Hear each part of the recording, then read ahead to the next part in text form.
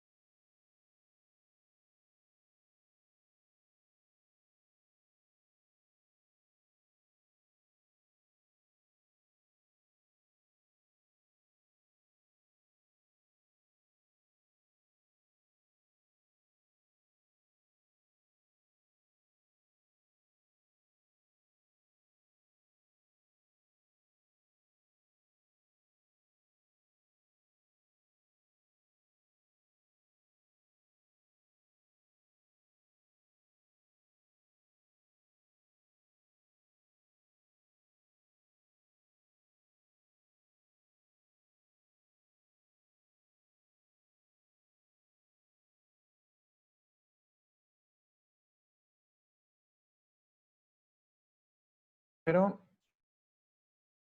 llegó el agua y si no voy por el agua, no me lo surten. Son los gajes del oficio de estar en la contingencia y de trabajar en casa, ¿verdad? Bueno, vamos ahora sí a continuar con la clase de citometría hemática. ¿Sí están todos aquí o me dejaron? ¿Fueron? ¿Sí están aquí todos? Aquí estamos. Estamos, Doc. Sí, doctor. Citometría hemática, y como les dije yo, siempre vamos a tener una diapositiva muy parecida a esta.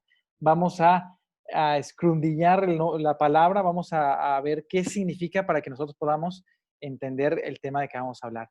Entonces, cito proviene de célula o significa célula, metría es de medición y hemática es de sangre. Entonces, es por eso más correcto porque es la medición de las células de la sangre. Los puristas lo que dicen que biometría no está correcto porque biometría sería más bien la medición de la vida. Y aquí lo que vamos a medir es la medición de las células, que pareciera un poco más apropiado. Vamos a definir como un estudio de laboratorio que va a informar sobre el número y las características muy importantes de las células de la sangre. Muchas veces cuando revisamos una biometría hemática nada más se fijan en el número y omiten las características que podemos ver en la sangre. Y para lo siguiente es, bueno, si vamos a medir las células que están en la sangre, ¿qué es la sangre? Sería la pregunta. La definición de sangre es un tejido líquido que está compuesto por agua, algunas sustancias orgánicas e inorgánicas. ¿Y cómo lo vamos a separar? Pues vamos a tener un componente que va a ser el plasma, un buffy coat, que va a estar contenido por glóbulos blancos, linfocitos, neutrófilos, eosinófilos, etcétera, plaquetas y una serie roja que van a ser los glóbulos rojos. Esta parte que estamos por acá. Y esto es muy importante que lo definamos porque vamos a ver en la biocitometría hemática, vamos a medir sobre todo los elementos formes, pero también podemos evaluar una pequeña parte del plasma, como lo vamos a ver un poquito más adelante. Ahora bien, ¿cómo se realiza? Para que ustedes puedan interpretar adecuadamente una citometría hemática, es necesario que sepamos cómo funciona para ver si realmente nos están reportando algo de forma adecuada o si hubiera un error. Y también para poder detectar cuando vamos a tener algunas alteraciones que no son in vivo, sino son in vitro. La diferencia in vivo es lo que nos está sucediendo a nosotros. In vitro es lo que está sucediendo ya, o sea, dentro del tubo o en la máquina. Puede haber algunas, no, pues no podemos decir patologías, algunos fenómenos donde puede haber alguna alteración de alguna de las células, pero no necesariamente en vivo. O sea, la persona puede tener, por ejemplo, plaquetas normales, pero hacer una cosa que se llama pseudotrombocitopenia, que es cuando se agregan las plaquetas cuando tienen contacto con el EDTA, que es el ácido diaminoacético, que es el anticoagulante del tubo lila. Entonces, esos pacientes, cuando los metemos a la citometría hemática, como es por fotometría, me van a marcar menos plaquetas. Y ahora al hacer un frotto de sangre periférica, un conteo manual de plaquetas, voy a encontrar más plaquetas. Y este es un fenómeno in vitro. Realmente mi paciente no tiene trombocitopenia y por eso se llama pseudo de ficticio y trombocitopenia de baja de plaquetas. Entonces, mucho antes, a mí nunca me tocó ver eso, no creo que nadie de ustedes, se hacía la citometría hemática de manera manual.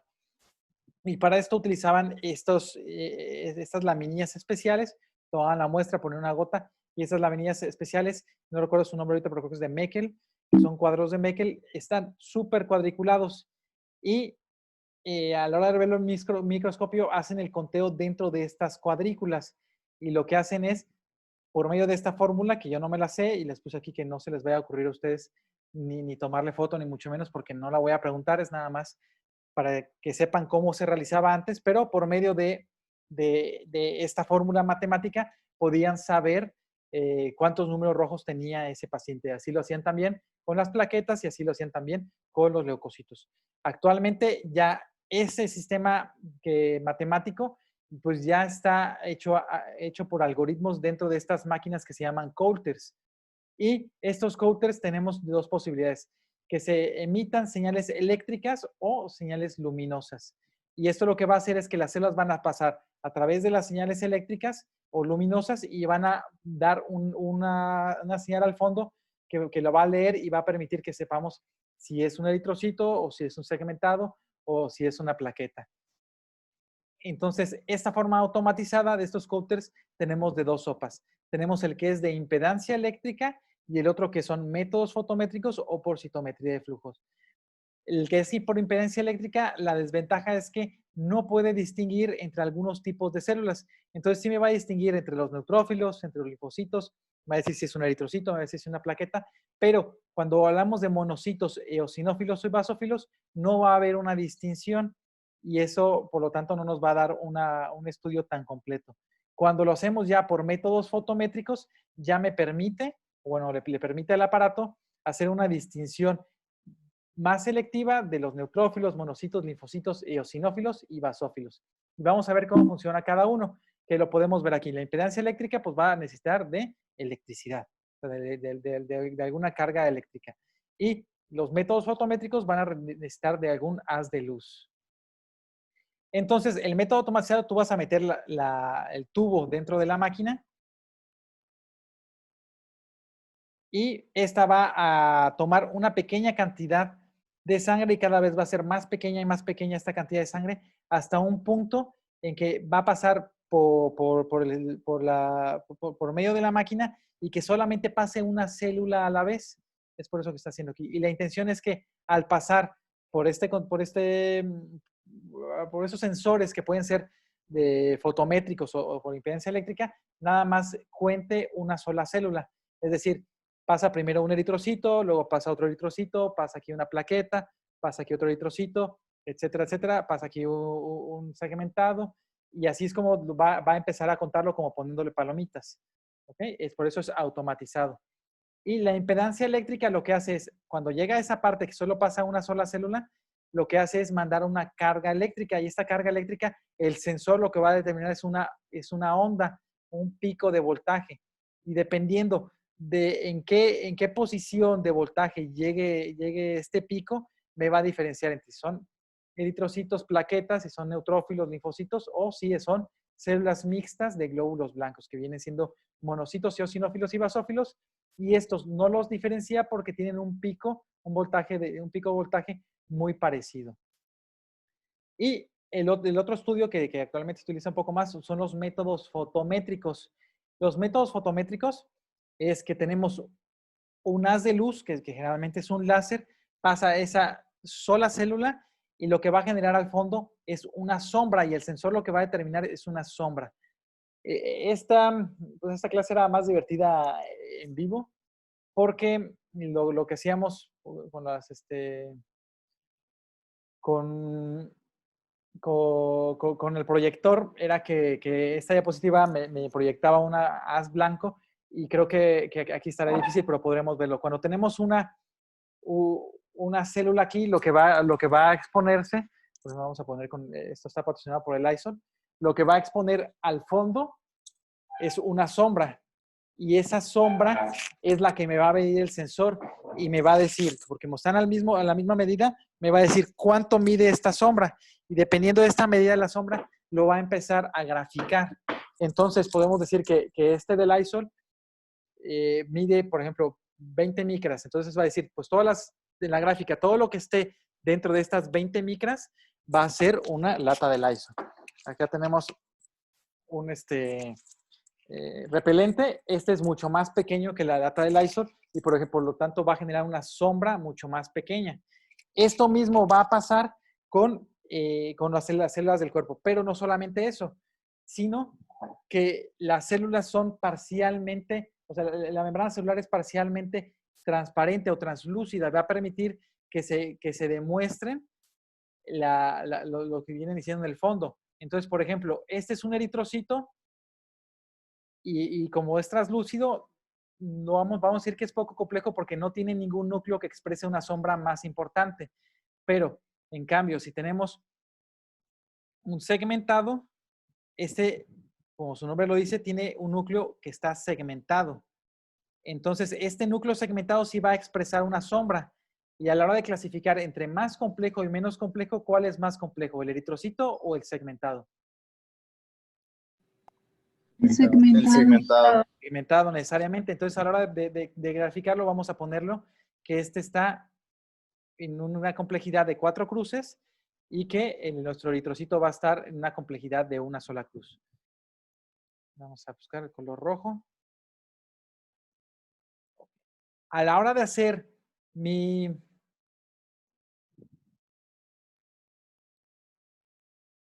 gráfica, lo que va a pasar es que vamos a poner en un eje el tamaño y en otro eje vamos a poner la complejidad.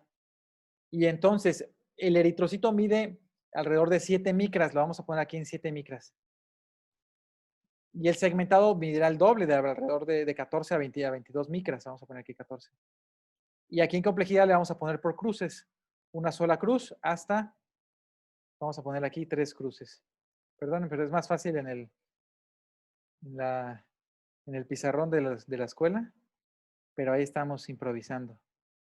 Entonces, lo que va a pasar es que va a pasar esta célula y la va a empezar a graficar. Si están aquí, va a decir que es una población de eritrocitos y va a decir, probablemente aquí haya 2.5 millones de eritrocitos, un ejemplo. Y las que sean graficadas de este lado, que son células más grandes, pues vamos a decir que son neutrófilos segmentados y posteriormente vamos a tener linfocitos en medio, monocitos un poco más arriba y así es como va detectando esta población de células y así nos va diciendo cuántos eritrocitos tengamos. Por ejemplo, aquí podemos tener segmentados, unos 3.200 segmentados. ¿Y cuál es la célula más pequeña? La plaqueta. La plaqueta, muy bien. Entonces la plaqueta medirá una micra. ¿Y qué complejidad tiene? Pues solo es un resto nuclear. Entonces está clasificado aquí. Entonces aquí es donde se encuentran las plaquetas. ¿Okay? Así es como funciona una citometría hemática. Y eso es lo que viene graficándolo acá. A la hora que viene la pura célula, expresa una sombra y esa sombra la mide por tamaño y por complejidad. Y en este caso los está localizando. Como el neutrófilo segmentado tiene varios segmentos, pues tiene una complejidad alta y va a seleccionar esta población. Y así es como la va encontrando. Los glóbulos rojos están acá, los linfocitos son un poco más grandes, los segmentados, aquí vienen los monocitos y los neutrófilos son un poco más grandes, también tienen un poco más de complejidad. Y así es como lo va a estar detectando. Habrá algunas células que están destruidas, que lo vamos a llamar como unas células fantasmas, y los eosinófilos tienen un poquito más de complejidad. Entonces siempre lo clasifica por el tamaño de la célula y por complejidad, o como aquí lo reporta, granularidad. Lo que le va a dar la complejidad, ya sea el núcleo o cuántos gránulos tenga. Aquí por eso pone el eosinófilo un poco más abajo. Y así es como nos van a empezar a detectar qué cantidad de nosotros tenemos de eritrocitos por millón, de leucocitos en miles, de neutrófilos, digo, y de plaquetas también en miles. Los leucocitos nos va a diferenciar entre neutrófilos segmentados en banda, nos puede diferenciar, si son un poco más específicos, metamielocitos, promielocitos, mielocitos y blastos, pero eso ya más que nada lo hacen en prótesis de sangre periférica. Realmente nos va a medir más bien eosinófilos, basófilos, monocitos y linfocitos. Ahora bien, el otro error que tenemos, siempre se basan o quieren revisar la cantidad de porcentaje. Lo más correcto es ver los números totales. Es decir, aquí está diciendo neutrófilos totales en porcentaje y aquí neutrófilos totales en número total. ¿Y por qué es importante? Acá, si nosotros lo vemos en porcentaje, podemos decir que esta persona tiene más linfocitos que neutrófilos. Y mucha gente va a decir, pues es que si tiene menos de 60% de neutrófilos, este paciente tiene neutropenia. Y esto es incorrecto. ¿Por qué es incorrecto? Porque si nos fijamos realmente, lo normal de neutrófilos es tener más de 1500, aunque este laboratorio diga 1800, más de 1500 a 7700. Entonces, si tiene 2500, tiene una cantidad de neutrófilos normales y que por algún cambio fisiológico tiene un poco más de linfocitos que de neutrófilos, probablemente se recuperó de un proceso infeccioso viral, pero también los linfocitos son normales. Entonces, no significa que el paciente tenga una neutropenia, sino que probablemente haya tenido en algún momento linfocitos y se está recuperando apenas, pero lo que nos debemos de fijar para no confundirnos es en números totales. Por favor, los porcentajes están bien que nos lo reporten, pero no les hagamos tanto caso si nos vayamos a fijar nosotros en los números totales. Y vamos a ver ahora que también nos vienen expresando algunas otras características que nos van a medir los glóbulos rojos y a veces las plaquetas. La citometría hemática la vamos a dividir en tres. En serie roja, en serie blanca y en serie trombocítica. La serie roja va a estar, nos va a medir la hemoglobina, el hematocrito, número de eritrocitos, volumen globular medio, hemoglobina corpuscular media, concentración media de hemoglobina corpuscular y esta cosa que se llama RDW, que a mí no me gusta, pero todo mundo lo tiene que saber porque aquí todo el mundo lo reporta como RW, pero eso está en inglés. Lo correcto es decirle AD, porque se traduce a ancho de distribución eritrocitaria. O en inglés es Red Cell Distribution Wide, por eso es RW, pero lo más correcto sería es ADE. Y vamos a ver para qué nos sirve cada cosa. Hay algunas cosas que van a ser muy sencillas. La hemoglobina nos va a medir la cantidad de hemoglobina que tenemos por decilitro. Los eritrocitos nos van a medir la cantidad de eritrocitos que tenemos en millones por cada microlitro. Esto lo hace el Coulter directamente. Y vamos a ver en las siguientes diapositivas cómo vamos a sacar el resto de las medidas. Pues primero, esto nos va a servir para que determinemos anemia. Vamos a ver que la anemia está definida por la OMS de manera arbitraria y nos dice que en el hombre va a ser cuando tengamos una hemoglobina menos de 13 y en mujeres va a ser cuando tengamos una hemoglobina menos de 12. Pero lo que debemos de hacer es que los laboratorios deberían de sacar una distribución de una población sana y decir, si tenemos en el logaritmo menos de 2.5 de la distribución, va a ser considerado como anemia. Porque vamos a ver que tenemos poblaciones donde la presión de oxígeno es más baja que en otras y los síntomas de anemia se pueden presentar con una cantidad de hemoglobina más alta o más baja. Por ejemplo, viajar 45 minutos a San Cristóbal de las Casas nos sube a una presión de oxígeno mucho más baja porque estamos a más de 2,000 metros sobre el nivel del mar y aquí estamos cercano al 500. Entonces, nosotros tenemos una mayor presión de oxígeno y por lo tanto, nosotros vamos a tener una menor hemoglobina que ellos y podemos tolerar mucho más las anemias que la gente que vive en San Cristóbal. ¿Ok? Esto es importante saberlo. Y luego vamos a ver lo que viene siendo el hematocrito. El hematocrito nos viene midiendo qué relación o qué porcentaje de glóbulos rojos tenemos en relación a la sangre total, no en relación al plasma. Es decir, si vamos a tener plasma, vamos a tener el Buffy-Coat y vamos a tener los glóbulos rojos, pero el 45%, por ejemplo, de esta muestra va a ser el 45% de glóbulos rojos en relación a la sangre total, o sea, todo el tubo. El hematocrito nos va a decir esta área, nos va a decir cuánto es de glóbulos rojos. Y esto es muy importante porque nos va a decir qué área de glóbulos rojos vamos a manejar.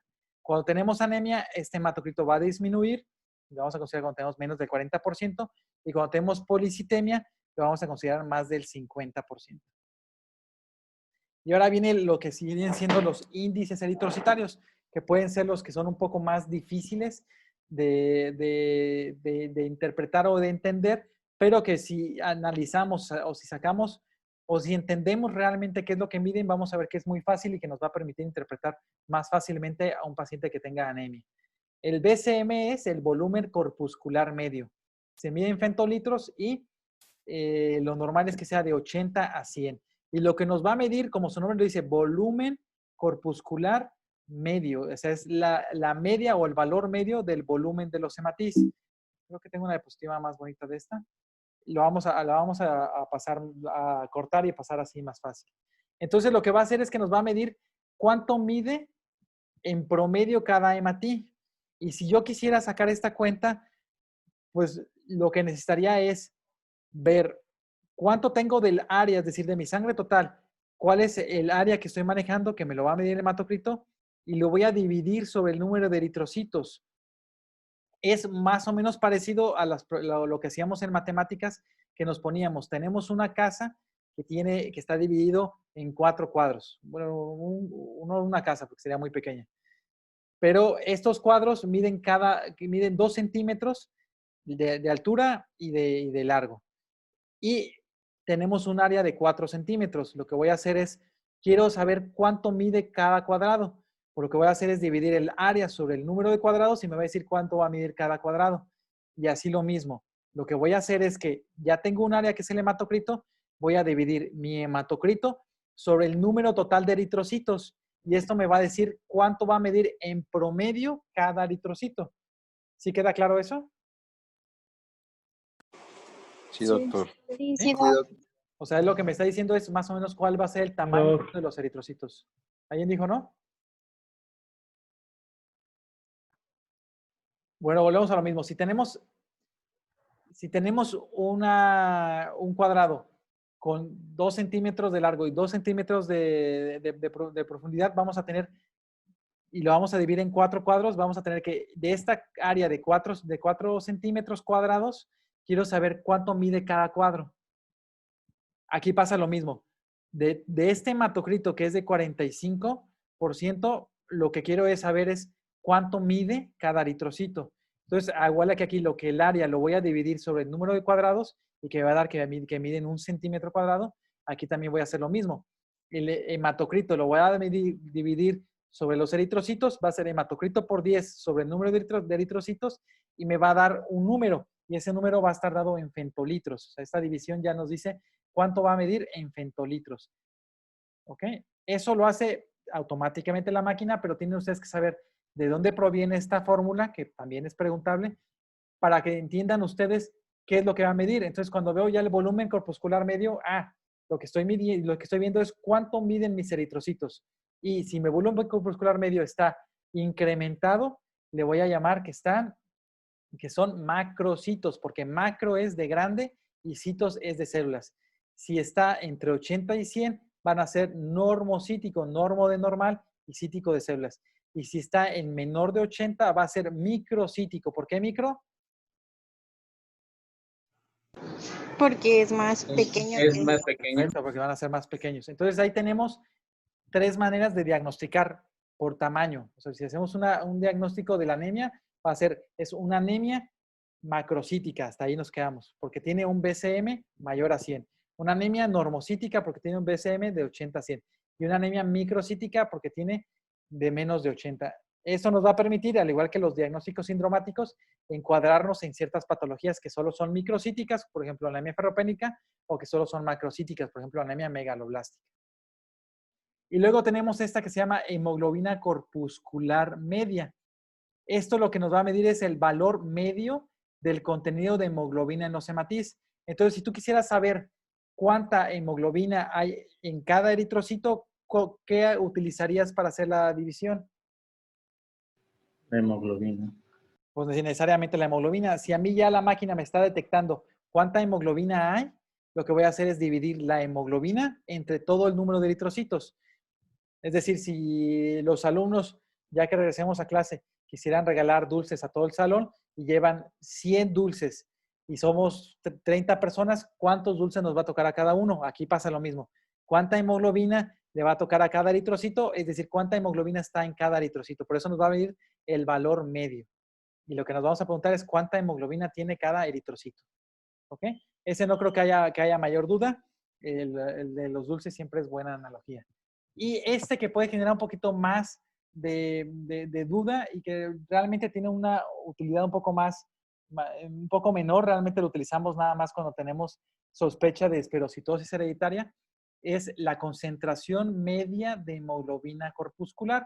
Y lo que es muy parecida a la concentración media de hemoglobina, concentración media de hemoglobina, pero lo que va a hacer es que va a medir la cantidad de hemoglobina contenida en un decilitro de eritrocitos. Y lo que va a hacer es, en vez de dividirlo sobre los eritrocitos, va a dividir la hemoglobina sobre el hematocrito. Esto nos va a servir nada más en la esferocitosis y prácticamente algunas personas dicen que de forma crónica, cuando tenemos anemia ferropénica, nos puede servir para detectar si es crónica o aguda, pero realmente no está muy estandarizado y únicamente lo utilizamos los hematólogos para esferocitosis hereditaria.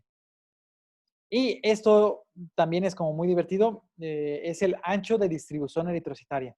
Ahora bien, todo lo demás nos va a dar un valor medio, pero vamos a tener algunas enfermedades en que tenemos alteración no de todos los eritrocitos, sino que algunos van a estar pequeños y otros van a estar grandes. A esto se le llama anisocitosis. Y entonces nosotros también podemos ver la anisocitosis dentro de una citometría hemática. Y lo que hacemos es irnos otra vez a nuestras gráficas de frecuencia y de volumen corpuscular medio. Lo que va a hacer es que me va a graficar los 2.5 millones de eritrocitos entre su volumen corpuscular medio y su frecuencia, es decir, esta que es una distribución eritrocitaria normal, los eritrocitos van a medir alrededor de 80 a 100, es decir, no varía mucho su tamaño, que es lo normal, es decir, no todos vamos a tener eritrocitos perfectamente del mismo tamaño, si no van a estar clonados. Pero cuando tenemos ya unos muy pequeños y muy grandes, lo que va a pasar es que vamos a tener algunos eritrocitos muy pequeños que pueden medir 70 femtolitros y otros muy grandes que pueden medir 120 femtolitros. Y esto lo que va a hacer es que se haga más ancha la base de esta distribución de eritrocitos y esto,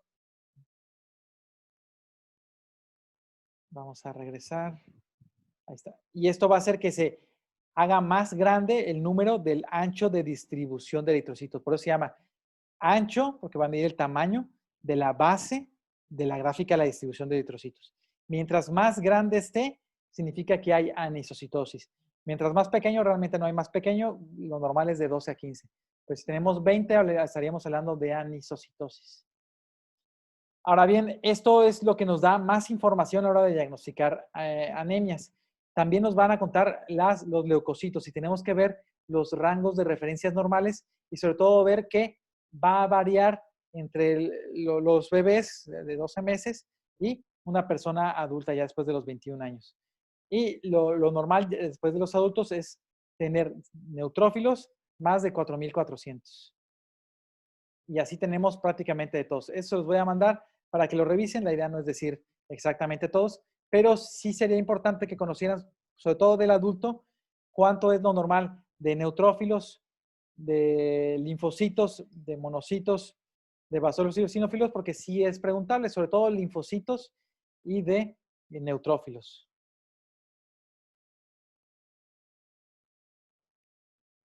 Y posteriormente vienen las plaquetas. Y aquí les puse una foto de lo que es una agregación plaquetaria. Esa es una pseudotrombocitopenia. Lo que nos va a medir en plaquetas es el número, la distribución y la morfología. Lo normal es que veamos entre 150 y 400 o 450,000, depende del laboratorio que lo encontremos. Actualmente ya se está bajando la cifra porque se ha visto que no hay mucha diferencia entre unas plaquetas entre 100 y 150,000. Y esto nos va a contar, igualmente que los eritrocitos y leucocitos, nos va a contar el número de plaquetas. Y también tenemos uno que es volumen plaquetario medio y que nos va a medir el tamaño de las plaquetas. Este es el final de la clase de hoy. Fueron muchas fórmulas que es necesario aprenderlo a muchos números, pero sí es necesario que los evaluemos. Y lo que sigue es que nosotros hagamos otra, era una actividad como muy divertida porque lo que hacíamos era que ustedes presentaran a unas células y poníamos el foco, que es lo que les va a tocar a ustedes.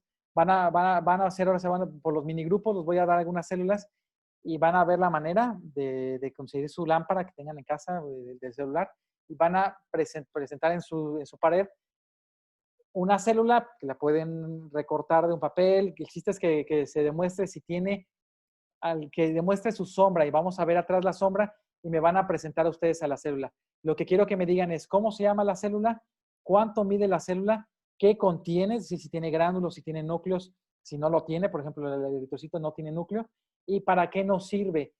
Muy rápidamente, no es una clase de cada uno, eso tiene que ser entre 5 y 10 minutos.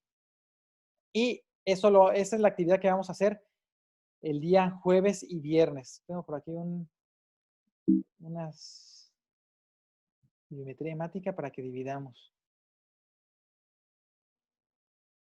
Acá está. Entonces, lo que vamos a hacer es dividir a los minigrupos y lo vamos a empezar a dividir ahí. Somos 5 minigrupos, ¿verdad? Sí, doctor. Sí, Doc. Bueno. Sí. El minigrupo 1 le va a tocar eritrocito. ¿Ok? Anoten ustedes. Lo voy a anotar yo también porque luego son muy vagos ustedes. Tengo una pluma aquí. Entonces, el grupo 1 le vamos a dejar eritrocitos. El minigrupo 2 le vamos a dejar no leucocitos, lo que esos son totales. Van a ser neutrófilos. Al 3 le va a tocar las bandas. Al 4 le va a tocar, vamos a ponerle metamielocitos. Al 5 le va a tocar mielocitos. Al 6 le va a tocar blastos. Al 7, no, 7, no, pero ya no hay 6. Al 1 le vuelve a tocar blastos. Al 2 le va a tocar neutrófilos y aparte le va a tocar eosinófilos.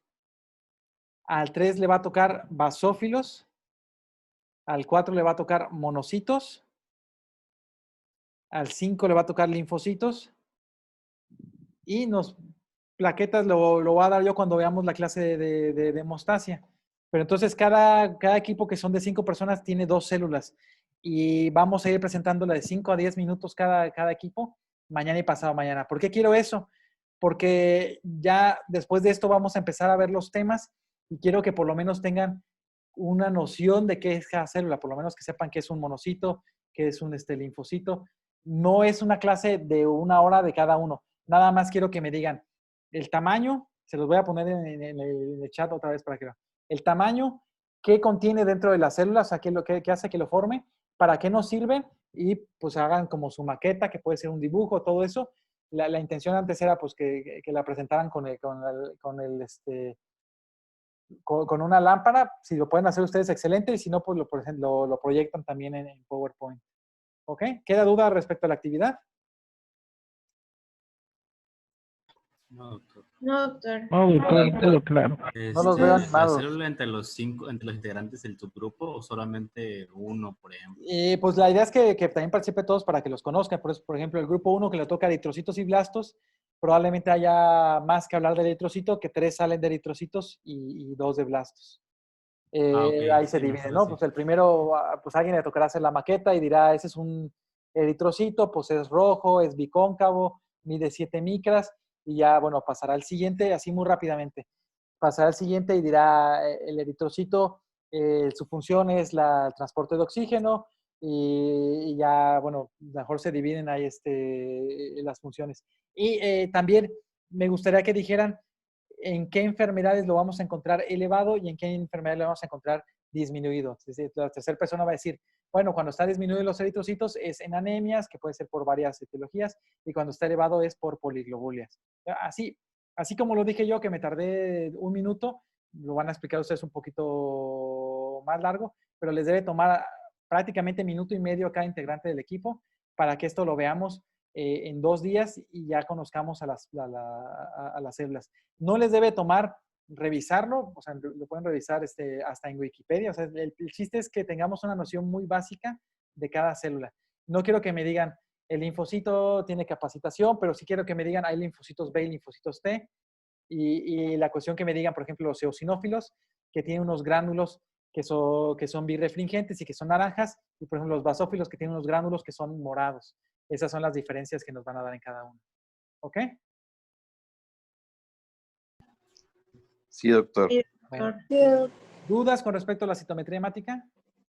Únicamente en cuanto a las fórmulas y eso, bueno, a los valores, hay que aprenderse los de hombres y mujeres porque en algunos varía.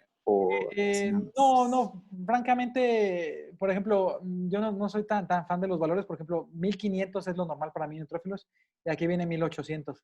No voy a ser yo tan excesivo para ponerte que el paciente tenga 1700 y ahí puedes tener duda. Pero si te voy a poner en el examen un paciente con neutropenia, te voy a poner 1000. Entonces ya tú sabes que 1000 sí es una neutropenia.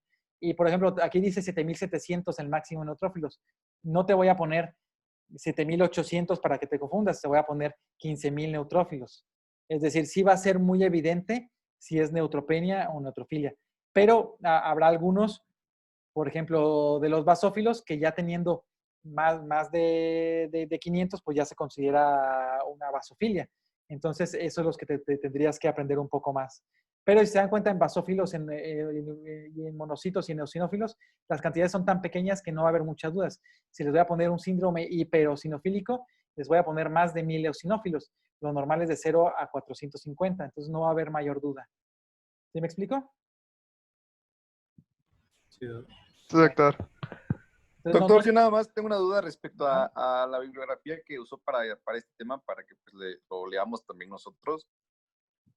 Este tema en específico, es que todo sale de diferentes partes, pero la interpretación de citometría hemática viene bien en este otro libro, que también se los tengo estado mandando a las de clínicas, que se llama Hematología Básica. Aquí viene interpretación de la biometría hemática. Igual les puedo compartir con fotos el capítulo de citometría hemática. Sí, por favor. Sí, Ok. doctor, gracias. Bueno. Listo, chicos, nos vemos mañana porque ya nos queda menos de 1 minuto y nos va a sacar Zoom. Y mañana me van a dejar descansar a mí y ya les toca a ustedes hablar. Doctor, nos vemos. Gracias. Vale.